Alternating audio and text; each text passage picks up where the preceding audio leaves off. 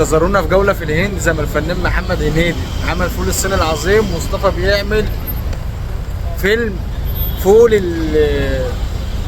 الهندي العظيم. بعتها അങ്ങനെ നമ്മൾ തിരിച്ചു പോവാണ് കേട്ടോ. നമ്മൾ ബോസിനൊക്കെ ഒരു കൈയൊക്കെ കൊടുത്തിട്ട് തിരിച്ച് നേരെ എയർപോർട്ടിൽ കയറി. രണ്ടാമത്തെ പ്രാവശ്യമാണ് എയർപോർട്ടിൽ വന്ന് ഇങ്ങനെ ഇരിക്കണം. ഇത് കുറച്ചധികം ഉണ്ട് മാത്രം. 12 മണിക്കൂർ ഇങ്ങനെ ഇരിക്കണം. ചോറില്ല, വെള്ളമില്ല, ചായ ഇല്ല.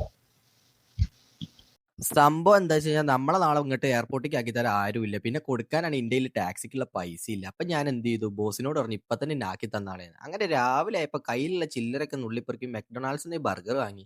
അങ്ങനെ 12:30 ബോർഡിങ് തുടങ്ങിയപ്പോൾ ചാടി കയറി ബോർഡിംഗ് പാസ് എടുത്തു. നേരെ ഡ്യൂട്ടി ഫ്രീ ഷോപ്പിലൊക്കെ ഒന്ന് കറങ്ങി.